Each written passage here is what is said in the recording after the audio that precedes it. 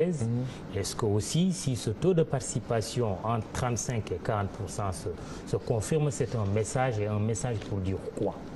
Moi, je pense que toutes les conditions, au-delà du contexte, étaient réunies pour qu'il y ait un faible taux de participation. Parce que le président Macky Sall avait annoncé lors de son discours du 31 décembre 2015 qu'il organiserait des référendums au mois de mai. Quelques mois après, il dit non, je le convoque dans un mois. Le président Macky Sall avait commandité un diagnostic des problèmes de nos institutions au niveau de la CNRI. Au bout du compte, il en a pris quelques points, sans même échanger avec tous ces Sénégalais qui ont participé à cette proposition-là pour voir qu'est-ce qu'il faudrait, qu'est-ce qu'il ne fallait pas faire. Et les 14 points qui ont été, ou 13 ou 15 points qui ont été proposés, est-ce qu'il y a eu, on a donné du temps aux Sénégalais d'en débattre? Non. Jusqu'à hier, jusqu'à ce matin, des gens nous disaient oui ou non, ça veut dire quoi? Pourquoi on vote? On n'a pas utilisé les médias d'État. Vous n'avez pas bien fait votre travail, non? On n'a pas accès à la RTS. Si vous n'avez pas accès, parce que là, les télévisions privées, oui, ils peuvent organiser les débats selon leur sensibilité.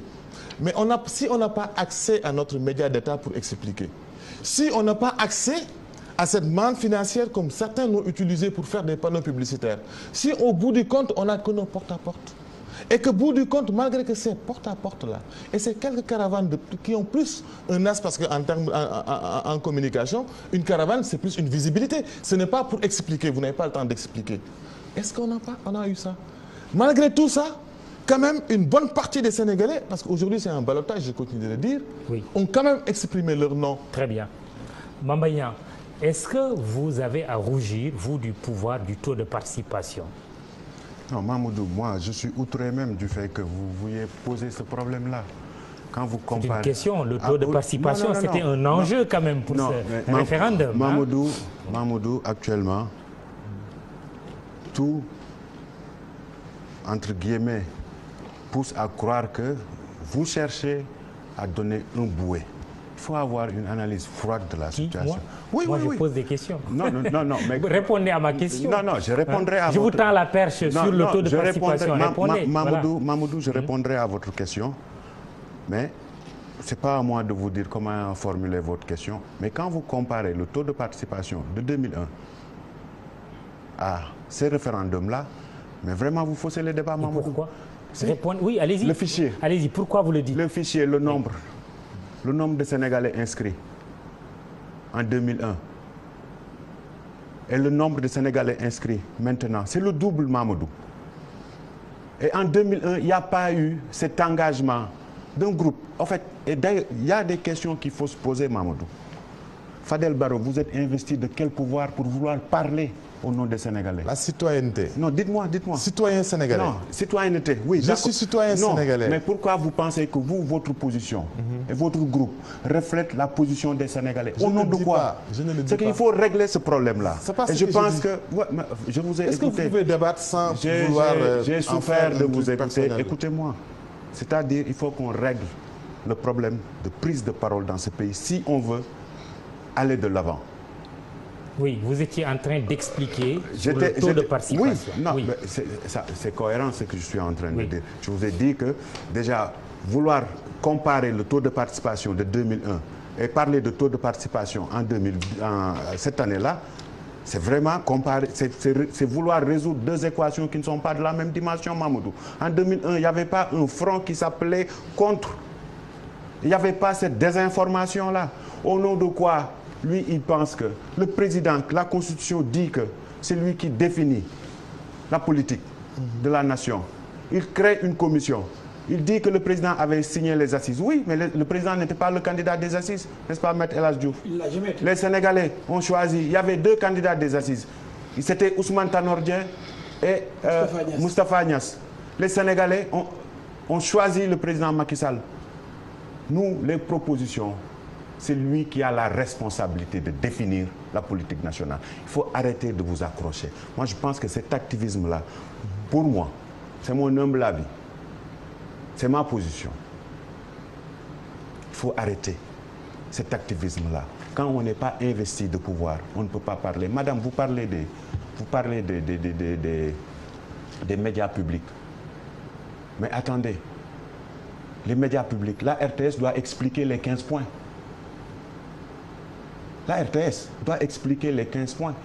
Mamoudou, vous êtes journaliste. On vous a entendu. Pourtant, vous savez lire et écrire. Vous savez analyser. Vous avez une très bonne analyse. Mais vous avez lu les 15 points de réforme. Je suis convaincu que vous avez lu le journal officiel. Vous saviez qu'il n'y avait pas d'histoire d'homosexualité. En tant qu'intellectuel, pourtant vous avez laissé cette nuance-là. Ne vous mettez pas là à faire des leçons à tout le monde. Non, non, je pense que nous sommes dans un débat. Non, nous sommes dans un débat.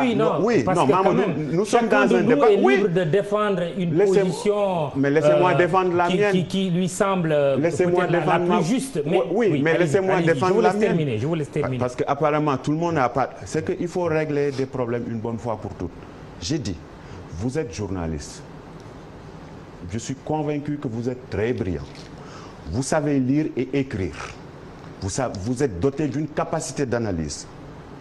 On vous a présenté 15 points où ces gens-là ont insinué qu'on légalisait l'homosexualité. Vous, en tant qu'intellectuel, vous saviez que ce n'était pas vrai. Vous saviez que l'homosexualité, le code de la famille le règle. On ne l'a jamais dit. Vous saviez que l'homosexualité est condamnée par le code pénal. Vous ne l'avez pas dit. Maintenant que même des Sénégalais ont été embrouillés ou ont subi, ayons le courage. Lorsque, vous savez, moi... Que répondez-vous à vos deux vis-à-vis qui disent qu'ils ont été victimes d'un ostracisme, que le pouvoir ne leur a pas permis de s'exprimer? Mais comment ça? Répondez. Non, comment ça? Il n'y a pas eu d'ostracisme. Ils ont été sur vos plateaux. Ils ont été dans d'autres plateaux. Même pas ici. Non. Non, arrêtez. Aujourd'hui, vous êtes ici. Mamoudou vous donne la possibilité et pourtant vous êtes investi d'aucun pouvoir pour donner la position.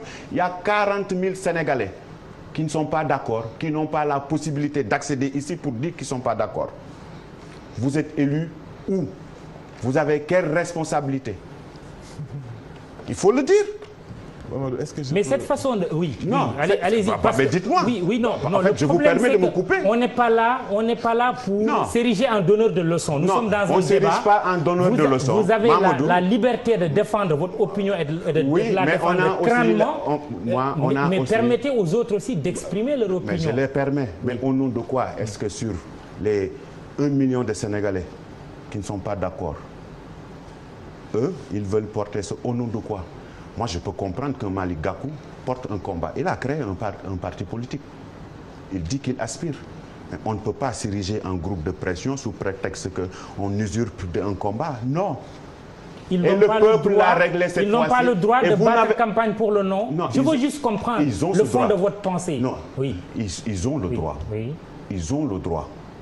Et ils ont parfaitement le droit d'aller voir les Sénégalais, mais ils n'ont pas le droit de désinformer ou d'usurper des titres. Au nom de quoi est-ce que... C'est que moi je veux que Mamoudou, au nom de quoi est-ce qu'on n'a pas choisi un autre Sénégalais? Elle, je peux comprendre, elle représente le Forum civil.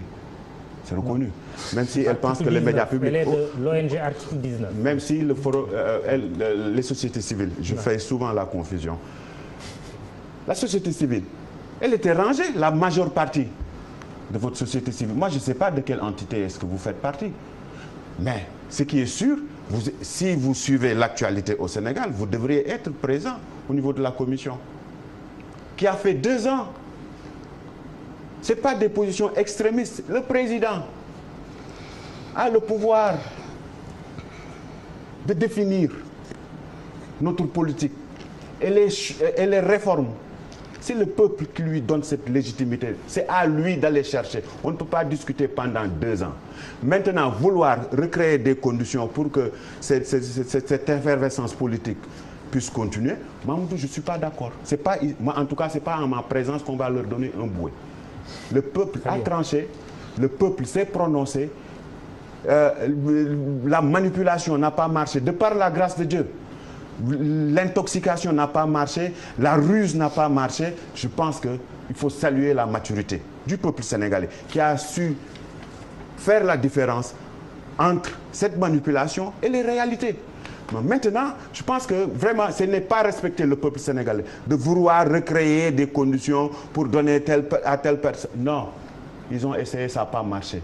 Maintenant, la réflexion devrait être de créer, comment créer les conditions pour mettre le Sénégal au travail. Très bien, on y reviendra tout à l'heure. Fatou Diagne Senghor, oui, il y a Mame Mbaye Niang qui vous a interpellé sur la question de la désinformation, en donnant l'exemple de ce qui a été considéré comme dans les droits nouveaux contenus dans le projet de révision de la Constitution, comme de vouloir légaliser l'homosexualité au Sénégal. Que répondez-vous sur cette question?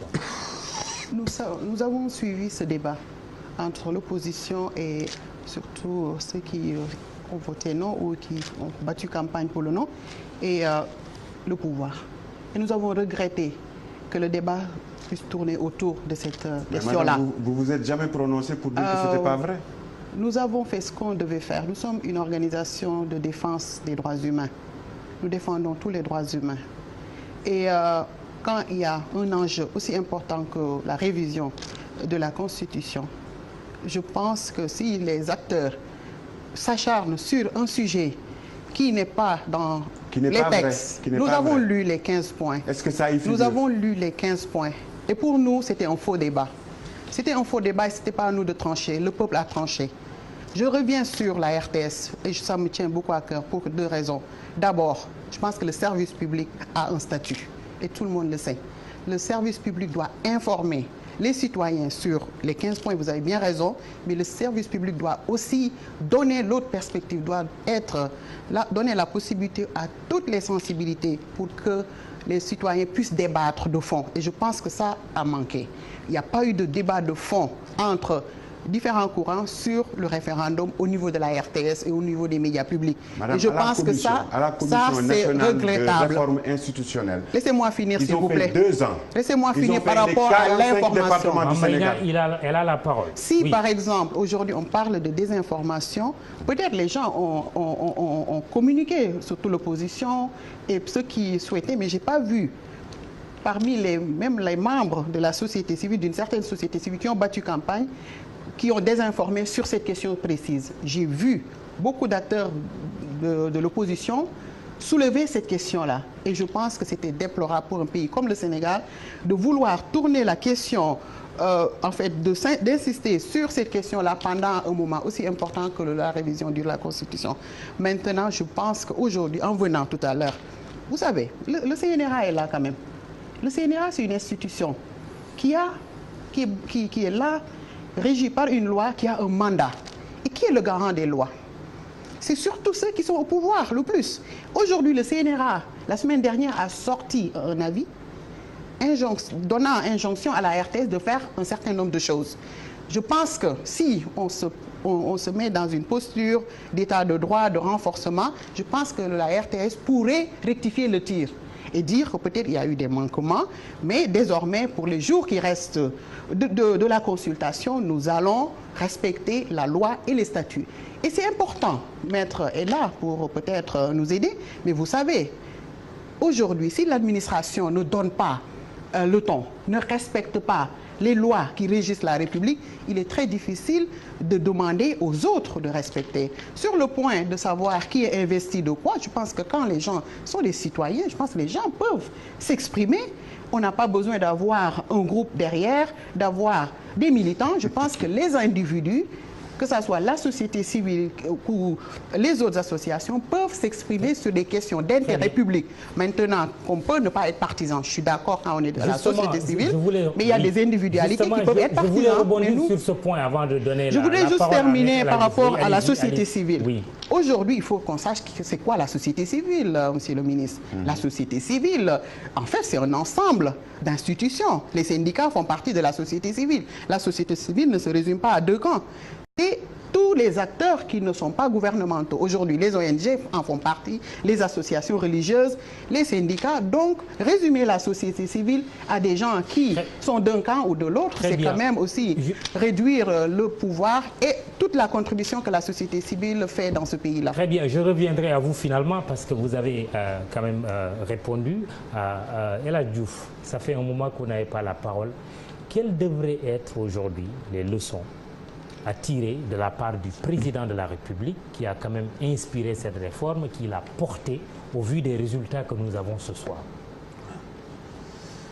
Le président de la République qui a initié cette révision constitutionnelle est interpellé. Et il doit comprendre que dans ce pays, il y a deux camps. Malheureusement, nous sommes obligés de l'accepter. Comme aux États-Unis, il y a le camp des républicains et des démocrates. Avec ce référendum, l'avantage, c'est que le jeu politique est clair. Il y a d'un côté, et ça c'est pas une division. Le peuple n'est pas divisé, Pas du tout. mais il y a deux camps. Et les gens ont choisi, cette fois-ci, de ne même pas s'intéresser au contenu de la révision constitutionnelle. Donc, ils se sont focalisés, enfin, je dis, les adversaires de Macky Sall, sur sa personne, sur son bilan. Et lui aussi, son camp a fait face. Au lieu de parler de ces points, son camp a parlé de la couverture de bilan. De bilan, maladie universelle, de ceci, de cela. Finalement, on s'est trompé dans tous les deux cas. On s'est trompé de référendum. De référendum. Donc, le non ne porte même pas sur le référendum. Le non porte sur Macky Sall. Et mon ami Fadel l'a dit, il dit déclencher un avertissement par rapport à la parole donnée. Respecter la parole donnée. La parole donnée, ce n'est pas le référendum. Et je l'ai toujours dit dès le début. La parole ne peut pas être supérieure à la parole qui fait l'objet ou qui a été suivie par un serment. La parole certifiée par le serment est supérieure à la parole. Très bien, ce débat est derrière nous. Tout à l'heure, vous avez dit le président est interpellé. J'aimerais bien vous entendre. Maintenant, il doit comprendre qu'il n'a plus de temps à perdre avec des gens qui ne veulent pas travailler pour le Sénégal. Absolument. Le président, il n'y a pas de réunion, il n'y a pas d'appel. Ces gens-là ne l'aiment pas. Ce n'est pas la peine d'aller chercher, à les rencontrer. Ils ont manifesté carrément leur position hostile au président. Maintenant, le président ne peut pas faire l'unanimité. Il n'a qu'à travailler avec les hommes et les femmes qui épousent ses idées, sa vision. On n'a pas de temps à perdre avec des rencontres par-ci, par-là, des consultations. Non, c'est lui qui est élu. Et ils l'ont attaqué sur son bilan, il s'est défendu. Je vais dire tantôt que le président n'aurait jamais dû battre campagne. Mais comme il a été acculé, agressé même, il s'est dit, ah, il est grand temps que je parle de ce que je veux pour le Sénégal, de ce que j'ai fait pour mon pays. Parce qu'il a été agressé. On a inventé des choses. On a manipulé l'opinion. On a parlé d'homosexualité, d'agression contre la religion. Absolument. Mais ils ont inventé des choses. Je les regardais parler, je dis, c'est pas vrai. Comme ils peuvent être malhonnêtes. Mais ils étaient obligés donc de réagir, de battre campagne. Parce qu'il n'y a rien consent, dit-on. S'il n'avait rien dit, on aurait pu comprendre que le président manque d'arguments. C'est pourquoi il a été obligé de faire cette campagne. Mais moi, personnellement, je n'étais pas pour le référendum. Le président aurait pu saisir l'Assemblée nationale. Moi, je suis député. J'aurais été très à l'aise pour voter. Mais le président a voulu être trop gentleman. Il a voulu parler avec son peuple. Mais les autres en ont profité pour le massacrer, pour l'agresser. Au lieu de parler de ces points-là, ils disent « Oh, la parole donnée, la parole donnée ». Mais ce n'est pas ça le référendum, la parole donnée. Mais ils ont fait hors sujet. Si c'était à l'école, le maître aurait donné 0, hors sujet. Absolument. Vous avez mal travaillé. C'est pourquoi le peuple aussi vous a sanctionné. Il y a un oui massif.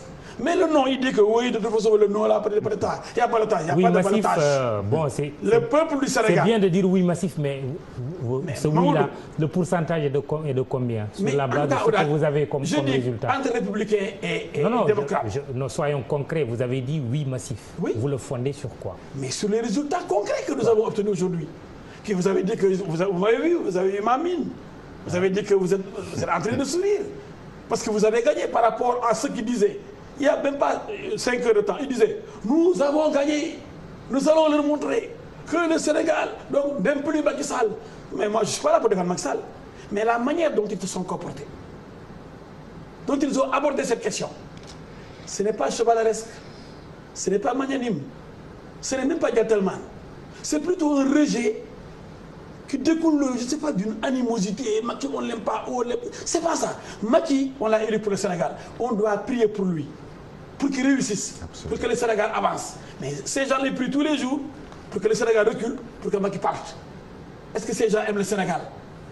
J'ai peur. Je suis inquiet. Ah, quand on dit que le nom, c'est un nom de Dieu maintenant, ça devient grave. Le nom, conjugué maintenant, Allah ou Alhamdulillah ou je ne sais quoi, Allah Akbar. Mais est-ce qu'on ne va pas installer le djihadisme ici? Est-ce qu'on ne prépare pas le terrain je ne sais pas, à ces forces occultes? Non, arrêtons. Il a dit, il faut arrêter. Très bien. Maintenant, les djabaristes là, qui font le tour des pays là, pour se montrer, c'est le problème. Les Sénégalais, quel moment ils sont un peuple mûr. Absolument. Le peuple qui a fait partir Abdou Diouf, Abdoulaye Wade, et demain qui fera partir peut-être Macky Sall. Ce peuple-là, c'est le peuple de l'Ardiorgonérative. C'est un peuple qu'on ne peut pas dompter. Fadel Barro, est-ce que votre cible, c'était la personne du président de la République? Ça n'a jamais été le cas. Nous nous sommes positionnés et je suis très à l'aise parce que je suis en même temps très fier, moi, d'avoir participé à ce combat-là et d'avoir été de ce côté des gens qui ont essayé d'expliquer aux Sénégalais pourquoi ils devraient voter non. J'insiste et je reviens sur ça, je le dis et je le réitère, que quand on a dit non, c'est justement contre la parole, pour le respect de la parole donnée. Quel que soit le texte, un texte est toujours, il faut savoir lire entre les lignes. Et ce qui n'est pas dit dans le texte est 4 fois plus important pour moi que ce qui est dit dans le texte, que ce que le texte dit littéralement. Parce que ce qui n'est pas dit, c'est un ensemble de valeurs. Ce qui n'est pas dit, c'est un ensemble de comportements, de vertus, d'attitudes qu'on peut juger. Est-ce que le texte a parlé d'homosexualité? Je ne suis pas à ce niveau. Laisse-moi terminer. Laisse-moi terminer. Parce qu'il y a eu beaucoup d'amalgames et je veux revenir sur ce point-là, c'est important. Ce que ne dit pas le texte est fondé. Macky Sall, le président Macky Sall a convoqué ce référendum. Il a minimisé le projet de constitution proposé par la CNRI, estimant qu'il fallait juste prendre 13. Il pouvait passer par l'Assemblée nationale, il ne l'a pas fait. Il a convoqué le peuple parce que aussi il y avait son mandat de 5 ans, de 7 ans, qu'il a réduit à 5 ans et qu'il avait décidé de ne plus se l'appliquer.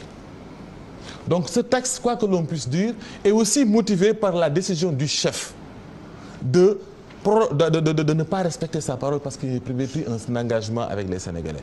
Ça a été d'abord une promesse de campagne, ensuite ça a été un engagement du moment où, en tant que chef d'État, il l'a dit et répété. Pour moi, le débat, ça, c'est déjà passé. Donc, moi, je l'ai dit et répété. Si Macky Sall nous avait demandé, ou bien si ça se laissait entre eux, oui, on pourrait comprendre. Mais demander aux Sénégalais tous d'aller voter un tel texte, pour moi, c'était un peu demander au peuple aussi et aux générations à venir qu'un chef peut le dire et après on vote, la majorité l'écrase. Mais justement, c'est pas parce que si aujourd'hui tous les Sénégalais étaient d'accord, ça n'enlèverait pas d'un iota de ma position. Vous savez pourquoi? Parce que l'histoire a toujours dit que ce n'est pas parce que tout le monde est d'accord que c'est la vérité. Je donne l'exemple, je ne fais pas de comparaison, c'est très loin. Je fais juste de l'évocation historique en m'arrêtant un peu en Allemagne. Ce qui s'est passé dans les années 33. Et je le tiens de Latif Coulibaly. Je me rappelle, quand Abdoulaye Wade a gagné en 2007, tout le monde disait que c'est de la manipulation, il a volé les élections, etc. À l'époque, j'étais encore à l'Institut. Je suis venu le voir, j'étais en même temps reporter. Je dis, mais comment vous analysez les résultats? Il m'a dit, écoute Fadel, sois à l'aise. Parce que même si les Sénégalais avaient voté à 67% ou 90%, sois sûr que le combat que vous avez mené, vous êtes dans le juste et dans le bon. Vous savez pourquoi?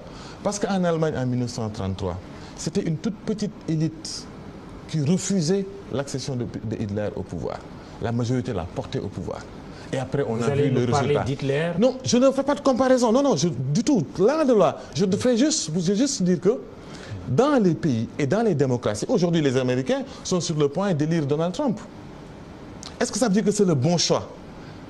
Parce qu'on peut justement mobiliser les moyens, comme Donald Trump le fait, pour amener et manipuler le peuple pendant un temps. Et un président américain l'avait dit, on peut les tromper pendant un moment. Nous, on est sûr. Voilà, maintenant ramener au référendum de ce soir.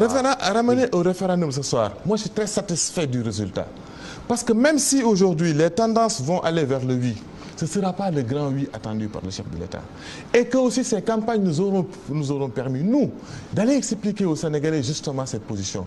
Dire maintenant que nous, on n'a pas le droit de parler, je pense que Macky Sall gagnerait mieux à avoir des gens au moins qui comprennent ce que c'est qu'une démocratie. Et surtout, c'est important quand même, nous sommes une association de droit sénégalais reconnue par l'État du Sénégal. Une association à but non lucratif. Et on a le droit de se regrouper, c'est notre constitution qui nous le permet, et de dire notre opinion sur la marche du pays. Maintenant, si les gens ne le comprennent pas, si les gens ne nous acceptent pas, on n'y peut rien. Nous sommes en démocratie, encore une fois de plus, il faut accepter que les gens aient des idées différentes. Il y a une autre attitude sur laquelle je voulais revenir quand même. Je ne sais pas où est-ce qu'on veut arriver dans ce pays. Est-ce qu'on veut avoir des chefs d'État, un président de la République, ou bien on va avoir un chef de parti à la tête de l'État? Moi, si j'étais du camp du oui, et que le oui triomphe avec 90%, et quel que soit ce que les gens peuvent dire, l'attitude du chef d'État aurait commandé de lui qu'il dit que c'est la nation sénégalaise. Je suis d'accord qu'il y a des gens qui ne sont pas avec lui. Nous, on n'est pas avec lui, parce qu'il n'est pas dans son camp. Parce qu'il y a eu des opportunités d'aller avec lui, on n'a pas fait. On n'a pas fait le choix d'être avec lui. Et ce n'est pas aujourd'hui qu'on va le remettre en cause.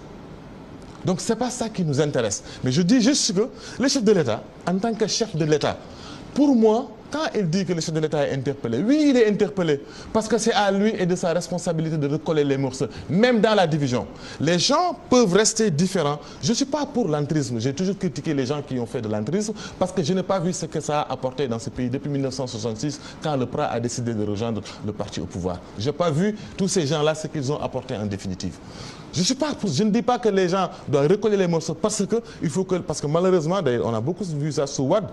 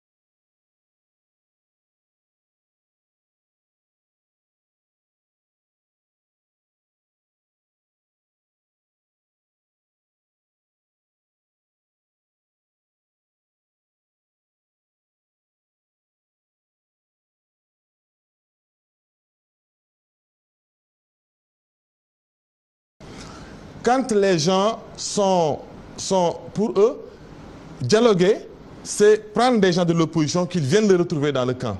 Ce n'est pas ça. On peut être différent.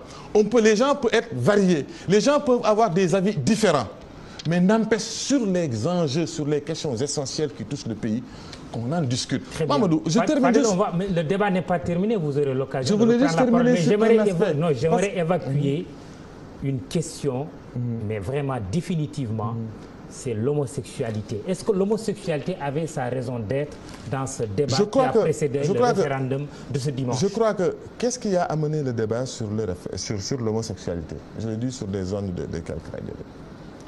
C'est parce qu'il n'y a pas eu, les gens ne savaient pas ce qu'il y a dans le texte. Et quand on a parlé de liberté d'autrui, ça a rendu frileux certains Sénégalais au moment où, au Sénégal, le débat sur l'actualité, l'homosexualité s'est posé. Parce que dans un texte, on n'écrit pas tout. Quand on a parlé de droit d'autrui, de liberté individuelle, on connaît le débat en France sur les libertés individuelles et sur les droits d'autrui. Ça pourrait être une porte ouverte en ça. Moi-même, pour moi, même les gens qui ont dit que oui, ils veulent faire venir l'homosexualité et tout, ils ont le droit de le dire pour que ça n'arrive pas. Pour amener le camp du pouvoir à dire que non, ça n'arrive pas. Ils ont le droit. Parce que c'est des Sénégalais et ils ont le droit de dire qu'on veut une constitution c'est leur droit. Vous voyez ce que je veux dire? Moi, je ne veux pas trop rentrer dans ça. Mais je veux juste dire que s'il y a eu autant d'amalgames, s'il y a eu autant de désinformation, s'il y a eu autant d'incompréhension, mais parce qu'on n'a pas donné aux Sénégalais le temps, largement, d'en discuter et d'en débattre. Très bien. Et de manière sereine et sur tous les médias. Mambaïna. Oui. Il y a un mot qui est sorti, le chef de l'État est interpellé ce soir. Quelle compréhension vous avez, vous, de cette interpellation? Mais cette interpellation n'est rien d'autre que, Président, continuez votre programme, faites le travail que vous devriez faire. Faites de votre mieux pour sortir le Sénégal des difficultés. Il n'y a que ce message-là. Et de ne pas écouter ces gens-là qui pensent qu'ils sont experts en tout et qui ont fait du tout. C'est qu'il y a un problème. Je le dis, je le répète. Je n'ai pas dit que vous n'avez pas droit à la parole. Je n'ai pas dit. Moi, je ne suis pas dictateur, je suis très libre. Vous avez droit à la parole. Pour éviter de personnaliser, s'il y a des Sénégalais... D'aller, s'il vous plaît, monsieur le ministre, dans le fond des choses, oui, on va y aller. D'expliquer les parce choses, que je trouve que... sans pour autant vouloir que coûte en faire un débat interpersonnel sur ce que les gens disent. Il l'a fait tout à l'heure. Et la courtoisie de m'écouter. Il l'a fait tout à l'heure à Mme Senghor. C'est pas que tel groupe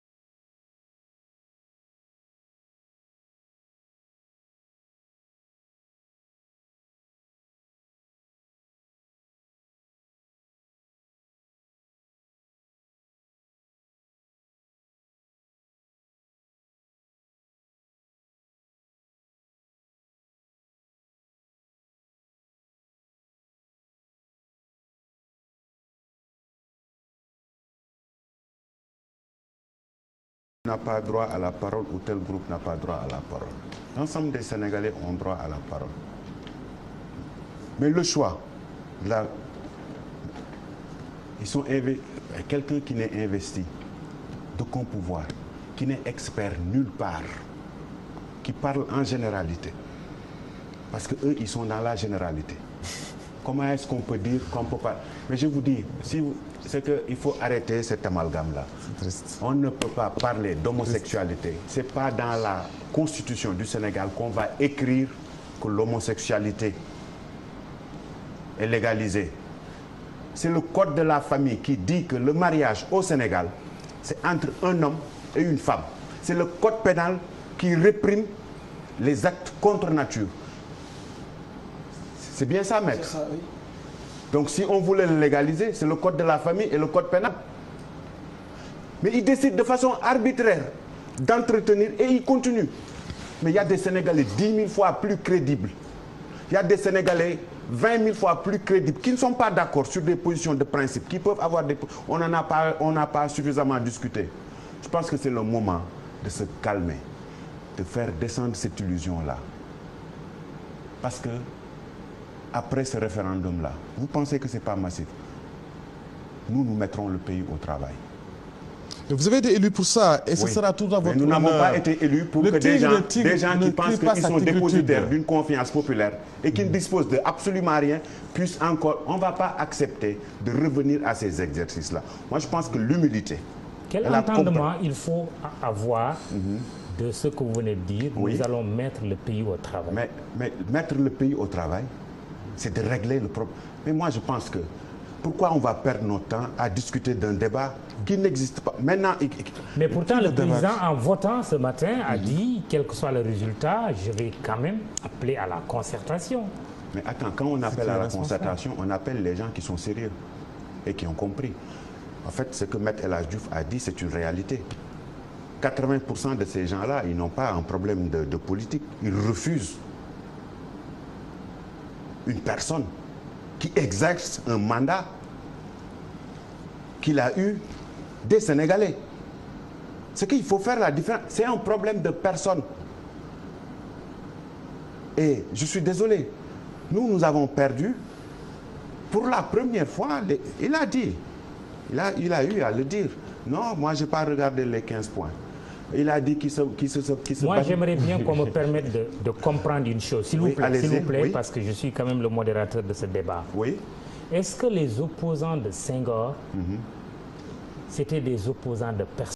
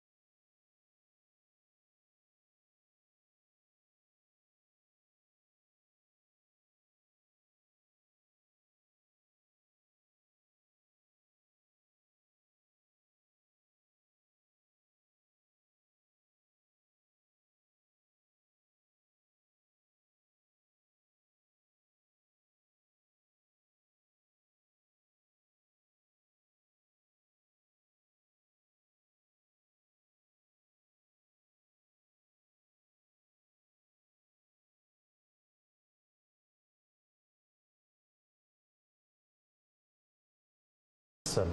Est-ce que les opposants de Diouf, c'était des opposants de personnes? Oui. Ceux de Wade, c'était des opposants de personnes.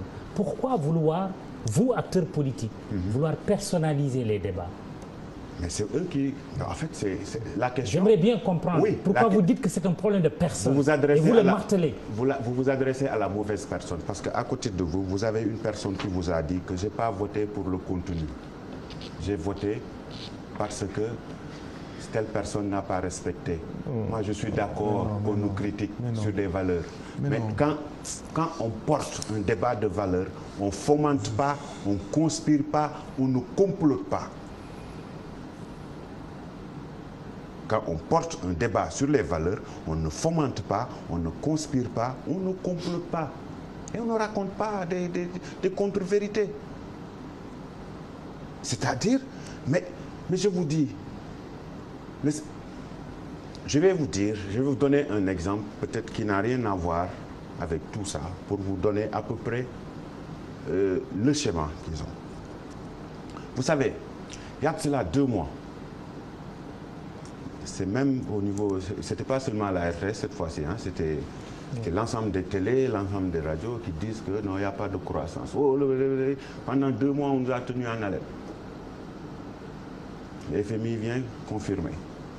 6,5%. On ne les entend pas. Cette fois-ci, pendant 1 mois, pendant 2 mois, non, on ne connaît pas la date du référendum. Quand est-ce qu'on va fixer les élections? On les fixe, on n'a pas discuté. Mais ils soustraient de façon arbitraire que les gens ont discuté pendant 2 ans. Qui n'était pas présent à la commission? Qui n'était pas présent, madame? Maintenant, on lui refuse le pouvoir que le peuple sénégalais lui a donné de définir notre politique et d'assumer le choix. Pour la première fois, Mamoudou, dans l'histoire politique du Sénégal, apparemment tous les présidents ont fait des référendums, ont proposé des changements, mais il n'y a jamais eu de front contre qui bat campagne. Il n'y a jamais eu. Senghor a fait des réformes. Où se situe le problème? Est-ce que ce n'est pas ça le fond du problème? Mais le fond du problème, en fait, pour la première fois, en fait, quand vous comparez, moi j'aime bien que quand on compare, qu'on ramène. En mathématiques, on dit ramener les 2 équations à la même dimension. Est-ce que je peux répondre à ça? Non, vous n'avez pas encore la parole. Laissez-le en mathématiques, terminer. Pour être un bon mathématicien, pour résoudre 2 équations, on vous demande de les ramener à la même dimension. C'est-à-dire, si vous voulez comparer le référendum de Senghor, de Abdou Diouf et d'Abdoulaye Wade à notre référendum, mais vous vous trompez largement. Parce qu'il n'y a jamais eu de front qui vise une personne qui va battre campagne.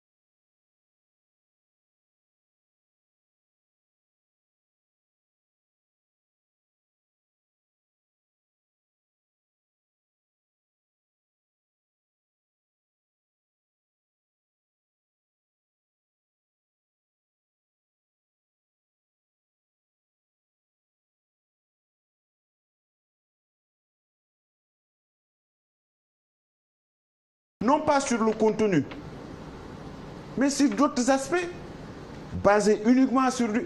Maintenant que le peuple choisit, il peut y avoir des erreurs. Moi, je suis de ceux qui pensent que l'homme ne propose pas de procédure parfaite. Quelles seraient ces erreurs? Non, c'est que à la fin de la journée, il faudra évaluer pour améliorer, parce que on ne peut pas avoir un schéma parfait. Mais ce qui est réel, ce qui est palpable, ce qu'on peut vivre, c'est que vous n'avez pas le droit de comparer ces différents référendums, parce que tout simplement, en face de ces référendums-là, il n'y avait pas un camp qui regroupait la société civile, les partis politiques, des organisations, des groupements d'intérêt. Il y avait tout. On était obligés. On nous reproche de battre campagne. Mais ce que les gens ne disent pas, maître, j'appelle le juriste, les réformes sont portées par le gouvernement. Les réformes proposées par le président sont portées par le gouvernement. Oui. Moi, je suis membre du gouvernement. Le projet a été adopté par le gouvernement. Oui, donc, on doit en assumer. Et c'est la procédure normale. Et c'est la procédure normale. Oui. Donc, on ne peut pas nous reprocher d'expliquer aux Sénégalais. Moi, contrairement aux autres, je n'ai jamais battu campagne sur des réalisations ou des trucs. Non. Le travail consistait, mon travail consistait surtout à prouver à la jeunesse que vraiment, le discours qu'on nous sert n'est pas adéquat aux 15 points.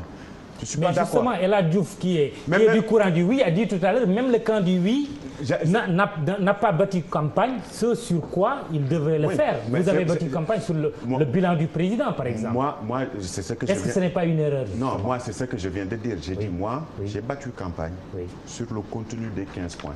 Je voulais tout simplement rectifier peut-être quelque chose, éclaircir. On était obligé d'aller au référendum. Parce que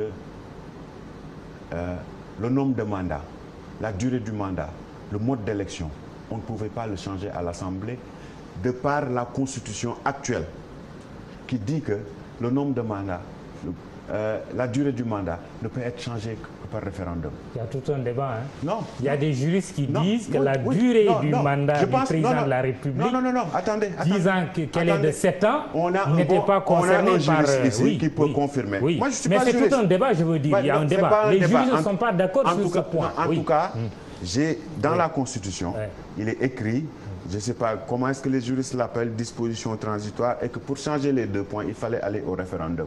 Et que Wade a changé la durée seulement à l'Assemblée, mais il ne voulait pas changer le nombre, je ne sais pas. Donc, moi, ce que j'ai compris, pour changer ces dispositions, il fallait aller au référendum. Et je pense que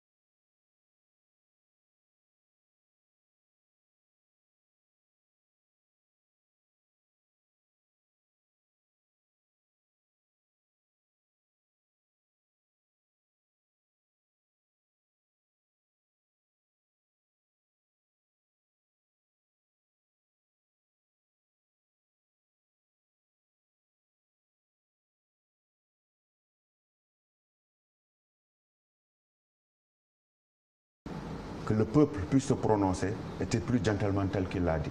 Maintenant que le peuple s'est prononcé, mais de grâce, que ces animateurs-là, qui sont, en fait, je veux même pas, qui nourrissent d'autres ambitions, très différentes de l'intérêt des Sénégalais. Moi, j'accepte le fait qu'ils veuillent la place du président ou qu'il veuille. C'est normal, il faut qu'il y ait de l'opposition. Mais qu'on le fasse avec la morale et qu'on attende le moment venu pour le faire et qu'on laisse les gens travailler. Nous, on a reçu pour instruction moi je prends mon cas, de régler ces difficultés liées à l'emploi des jeunes, liées à l'employabilité. On me fait perdre 20 jours à expliquer qu'il n'y a pas de l'homosexualité. Après, je reviens, on veut me ramener dans ce doute-là. Oui, mais j'ai un problème parce que je ne vous comprends pas. Ça, c'est mon problème. Ça, c'est vrai. Fatou Diagne Senghor, pourquoi en 2016, ce référendum-là, on a eu un fort courant du non, ce qu'on n'a jamais eu avec Wade en 2001 et avec Senghor en 63. Oui, moi je pense que quand même c'est dans l'air du temps, le Sénégal a évolué. 2001-2016, quand même, il y a eu beaucoup de choses au Sénégal. Aujourd'hui, l'état de la démocratie sénégalaise n'est pas le même que pendant le magistère de Senghor ni celui d'Abdou Diouf. Je pense que c'est à l'honneur du Sénégal qu'il y ait ce débat et qu'il y ait ces deux fronts. Et je pense qu'il faut qu'on arrive aussi à quand même un certain degré d'acceptation que les uns et les autres puissent avoir la parole dans les affaires de la cité. Qu'on puisse accepter un débat contradictoire, même si ça n'arrange pas. Et l'esprit critique des uns et des autres de la société civile doit pouvoir aider le gouvernement à changer son tir. Parce que vous savez, si vous gouvernez et qu'aujourd'hui, personne ne vous critique et tout le monde est avec vous, c'est dangereux. Et je pense qu'aujourd'hui, les pays qui ont eu des dérives, et nous ne voulons pas que le Sénégal soit un pays de ce genre, nous, quand on va dans les autres pays, on est fiers de montrer certains acquis du Sénégal. Récemment, j'ai été en Afrique de l'Est, les gens n'avaient pas compris. Tout le monde pensait que, en fait, le président, la promesse était restée. Et les gens disaient, oui, mais vraiment, le Sénégal, c'est l'un des rares pays où un président décide, après avoir été élu avec un tel score, de réduire. Je dis, oui, bon, il y a une petite évolution. Les choses ont changé. Pour le moment, c'est référé à la justice et il se pourrait que ça ne s'applique pas à ce mandat. C'est pour dire les attentes que les uns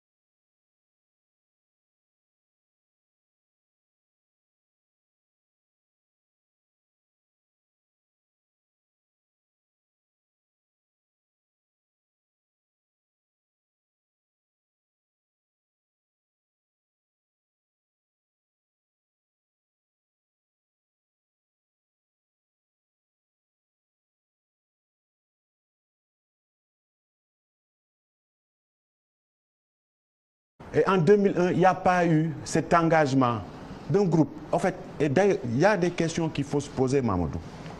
Fadel Barro, vous êtes investi de quel pouvoir pour vouloir parler au nom des Sénégalais? La citoyenneté. Non, dites-moi. Citoyen sénégalais. Non, citoyenneté, oui. Je suis citoyen sénégalais. Mais pourquoi vous pensez que vous, votre position et votre groupe reflètent la position des Sénégalais? Au nom de quoi? Je ne le dis pas. C'est qu'il faut régler ce problème-là. Et je pense que... Ouais, je vous ai Est-ce écouté. que vous pouvez débattre sans vouloir... J'ai souffert de vous écouter. Écoutez-moi. C'est-à-dire il faut qu'on règle le problème de prise de parole dans ce pays si on veut aller de l'avant.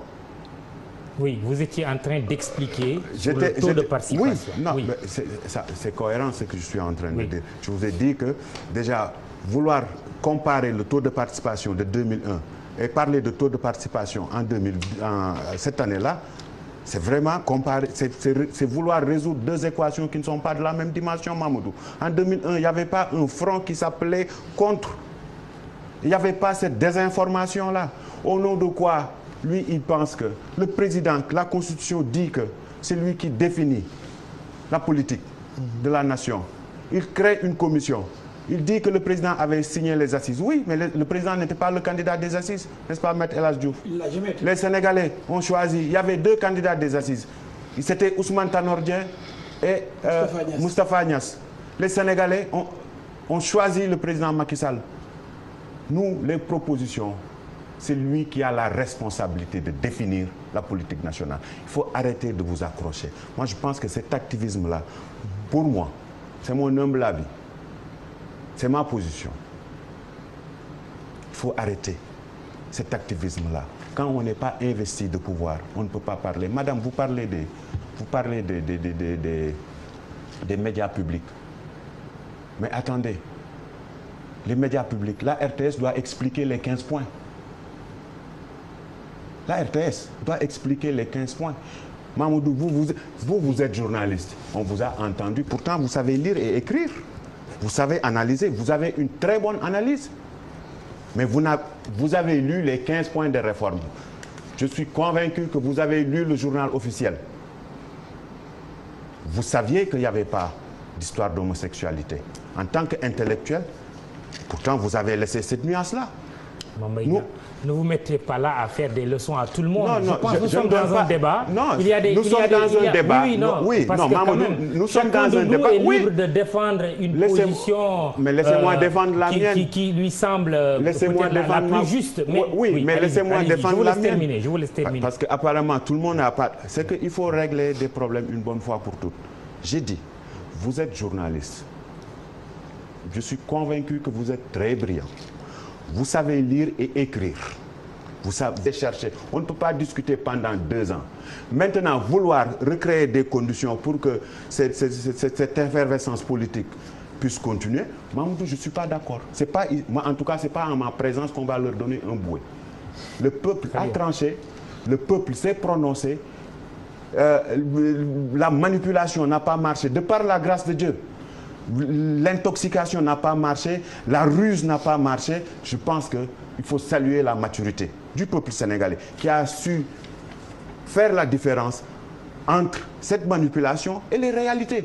Mais maintenant, je pense que vraiment, ce n'est pas respecter le peuple sénégalais de vouloir recréer des conditions pour donner à telle personne. Non, ils ont essayé, ça n'a pas marché.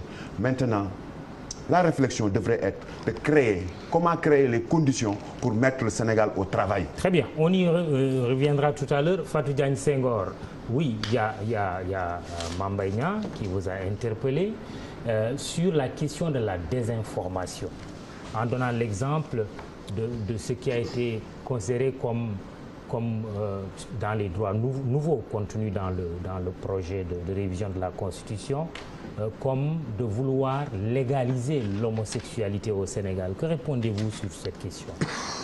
Nous avons suivi ce débat entre l'opposition et surtout ceux qui ont voté non ou qui ont battu campagne pour le non et le pouvoir. Et nous avons regretté que le débat puisse tourner autour de cette question-là. Vous vous êtes jamais prononcé pour dire que ce n'était pas vrai? Nous avons fait ce qu'on devait faire. Nous sommes une organisation de défense des droits humains. Nous défendons tous les droits humains. Et quand il y a un enjeu aussi important que la révision de la Constitution, je pense que si les acteurs s'acharnent sur un sujet qui n'est pas dans les textes, nous avons lu les 15 points. Est-ce que ça y figure? Nous avons lu les 15 points. Et pour nous, c'était un faux débat. C'était un faux débat et ce n'était pas à nous de trancher. Le peuple a tranché. Je reviens sur la RTS et ça me tient beaucoup à cœur pour 2 raisons. D'abord, je pense que le service public a un statut et tout le monde le sait. Le service public doit informer les citoyens sur les 15 points, vous avez bien raison, mais le service public doit aussi donner l'autre perspective, doit donner la possibilité à toutes les sensibilités pour que les citoyens puissent débattre de fond. Et je pense que ça a manqué. Il n'y a pas eu de débat de fond entre différents courants sur le référendum au niveau de la RTS et au niveau des médias publics. Madame, et je pense que ça c'est regrettable. De réforme institutionnelle. Laissez-moi finir, s'il vous plaît. Ils ont fait 2 ans. Laissez-moi finir par rapport à l'information.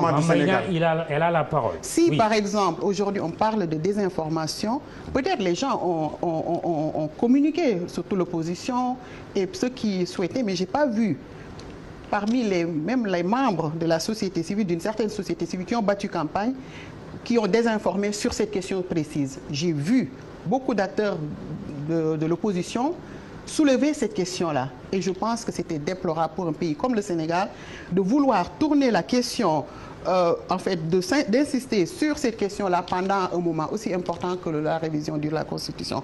Maintenant, je pense qu'aujourd'hui, en venant tout à l'heure, vous savez, le CNRA est là quand même. Le CNRA, c'est une institution qui est là, régie par une loi, qui a un mandat. Et qui est le garant des lois? C'est surtout ceux qui sont au pouvoir le plus. Aujourd'hui, le CNRA, la semaine dernière, a sorti un avis donnant injonction à la RTS de faire un certain nombre de choses. Je pense que si on se met dans une posture d'état de droit, de renforcement, je pense que la RTS pourrait rectifier le tir et dire que peut-être il y a eu des manquements, mais désormais, pour les jours qui restent de la consultation, nous allons respecter la loi et les statuts. Et c'est important, Maître est là pour peut-être nous aider, mais vous savez, aujourd'hui, si l'administration ne donne pas le ton, ne respecte pas les lois qui régissent la République, il est très difficile de demander aux autres de respecter. Sur le point de savoir qui est investi de quoi, je pense que quand les gens sont des citoyens, je pense que les gens peuvent s'exprimer. On n'a pas besoin d'avoir un groupe derrière, d'avoir des militants. Je pense que les individus, que ce soit la société civile ou les autres associations, peuvent s'exprimer sur des questions d'intérêt public. Maintenant, qu'on peut ne pas être partisan. Je suis d'accord quand on est de la société civile, mais il y a des individualités qui peuvent être partisans. Je voulais rebondir sur ce point avant de donner la parole. Je voudrais juste terminer par rapport à la société civile. Oui. Aujourd'hui, il faut qu'on sache c'est quoi la société civile, monsieur le ministre. La société civile, en fait, c'est un ensemble d'institutions. Les syndicats font partie de la société civile. La société civile ne se résume pas à 2 camps. Et tous les acteurs qui ne sont pas gouvernementaux, aujourd'hui les ONG en font partie, les associations religieuses, les syndicats. Donc, résumer la société civile à des gens qui sont d'un camp ou de l'autre, c'est quand même aussi réduire le pouvoir et toute la contribution que la société civile fait dans ce pays-là. Très bien, je reviendrai à vous finalement parce que vous avez quand même répondu à El Hadj Diouf. Ça fait un moment qu'on n'avait pas la parole. Quelles devraient être aujourd'hui les leçons à tirer de la part du président de la République qui a quand même inspiré cette réforme, qui l'a portée au vu des résultats que nous avons ce soir? Le président de la République qui a initié cette révision constitutionnelle est interpellé. Et il doit comprendre que dans ce pays, il y a 2 camps. Vous êtes doté d'une capacité d'analyse. On vous a présenté 15 points où ces gens-là ont insinué qu'on légalisait l'homosexualité. Vous, en tant qu'intellectuel, vous saviez que ce n'était pas vrai. Vous saviez que l'homosexualité, le code de la famille le règle. On ne l'a jamais dit. Vous saviez que l'homosexualité est condamnée par le code pénal. Vous ne l'avez pas dit. Maintenant que même des Sénégalais ont été embrouillés ou ont subi, ayons le courage. Lorsque Vous savez, moi... Que répondez-vous à vos deux vis-à-vis qui disent qu'ils ont été victimes d'un ostracisme, que le pouvoir ne leur a pas permis de s'exprimer? Mais comment ça? Répondez. Non, comment ça? Il n'y a pas eu d'ostracisme. Ils ont été sur vos plateaux. Ils ont été dans d'autres plateaux. Même pas ici. Non, non, arrêtez. Aujourd'hui, vous êtes ici. Mamoudou vous donne la possibilité et pourtant vous êtes investi d'aucun pouvoir pour donner la position. Il y a 40 000 Sénégalais qui ne sont pas d'accord, qui n'ont pas la possibilité d'accéder ici pour dire qu'ils ne sont pas d'accord. Vous êtes élu où? Vous avez quelle responsabilité? Il faut le dire. Mais cette façon de... Oui, non, oui, allez-y. Mais dites-moi. Oui, non. En fait, je vous permets de me couper. On n'est pas là pour s'ériger en donneur de leçons. Nous sommes dans un débat. On ne s'érige pas en donneur de leçons. Vous avez la liberté de défendre votre opinion et de la défendre crânement. Mais permettez aux autres aussi d'exprimer leur opinion. Mais je les permets. Mais au nom de quoi est-ce que sur les 1 million de Sénégalais qui ne sont pas d'accord, eux, ils veulent porter ça au nom de quoi? Moi, je peux comprendre qu'un Malick Gakou porte un combat. Il a créé un parti politique. Il dit qu'il aspire. Mais on ne peut pas s'ériger en groupe de pression sous prétexte qu'on usurpe un combat. Non. Et le peuple l'a réglé cette fois-ci. Ils n'ont pas le droit de battre campagne pour le non. Non, je veux juste comprendre le fond de votre pensée. Non, oui. Ils ont le droit. Oui. Ils ont le droit. Et ils ont parfaitement le droit d'aller voir les Sénégalais, mais ils n'ont pas le droit de désinformer ou d'usurper des titres. Au nom de quoi est-ce que... C'est que moi je veux que Mamoudou, au nom de quoi est-ce qu'on n'a pas choisi un autre Sénégalais? Elle, je peux comprendre, elle représente le Forum civil. C'est reconnu. Même si elle pense que les médias publics... Elle est de l'ONG Article 19. Même si le forum, les sociétés civiles, je fais souvent la confusion. La société civile, elle était rangée, la majeure partie de votre société civile. Moi, je ne sais pas de quelle entité est-ce que vous faites partie. Mais ce qui est sûr, si vous suivez l'actualité au Sénégal, vous devriez être présent au niveau de la commission, qui a fait 2 ans. Ce n'est pas des positions extrémistes. Le président a le pouvoir de définir notre politique et les réformes. C'est le peuple qui lui donne cette légitimité. C'est à lui d'aller... Est-ce que aussi, si ce taux de participation entre 35 et 40% se confirme, c'est un message, et un message pour dire quoi? Moi, je pense que toutes les conditions, au-delà du contexte, étaient réunies pour qu'il y ait un faible taux de participation. Parce que le président Macky Sall avait annoncé lors de son discours du 31 décembre 2015 qu'il organiserait des référendums au mois de mai. Quelques mois après, il dit non, je le convoque dans 1 mois. Le président Macky Sall avait commandité un diagnostic des problèmes de nos institutions au niveau de la CNRI. Au bout du compte, il en a pris quelques points, sans même échanger avec tous ces Sénégalais qui ont participé à cette proposition-là pour voir qu'est-ce qu'il faudrait, qu'est-ce qu'il ne fallait pas faire. Et les 14 points qui ont été, ou 13 ou 15 points qui ont été proposés, est-ce qu'il y a eu, on a donné du temps aux Sénégalais d'en débattre? Non. Jusqu'à hier, jusqu'à ce matin, des gens nous disaient oui ou non, ça veut dire quoi? Pourquoi on vote? On n'a pas utilisé les médias d'État. Vous n'avez pas bien fait votre travail, non? On n'a pas accès à la RTS. Si vous n'avez pas accès, parce que là, les télévisions privées, oui, ils peuvent organiser les débats selon leur sensibilité. Mais si on n'a pas accès à notre média d'État pour expliquer, si on n'a pas accès à cette manne financière comme certains l'ont utilisé pour faire des panneaux publicitaires, si au bout du compte, on n'a que nos porte-à-porte, et que au bout du compte, malgré que c'est porte-à-porte-là, et c'est quelques caravanes qui ont plus un as, parce qu'en communication, une caravane, c'est plus une visibilité. Ce n'est pas pour expliquer, vous n'avez pas le temps d'expliquer. Est-ce qu'on a eu ça? Malgré tout ça, quand même, une bonne partie des Sénégalais, parce qu'aujourd'hui c'est un ballotage, je continue de le dire, oui, ont quand même exprimé leur nom. Très bien. Mamba Niang, est-ce que vous avez à rougir, vous, du pouvoir, du taux de participation? Non, Mamoudou, moi, je suis outré même du fait que vous vouliez poser ce problème-là. Quand vous comparez... C'est une question, le taux de participation, c'était un enjeu quand même pour ce référendum. Mamoudou, actuellement, tout, entre guillemets, pousse à croire que vous cherchez à donner un bouet. Il faut avoir une analyse froide de la situation. Moi, je pose des questions. Non, mais... Répondez à ma question. Non, je répondrai à votre... Je vous tends la perche sur le taux de participation. Répondez. Mamoudou, je répondrai à votre question.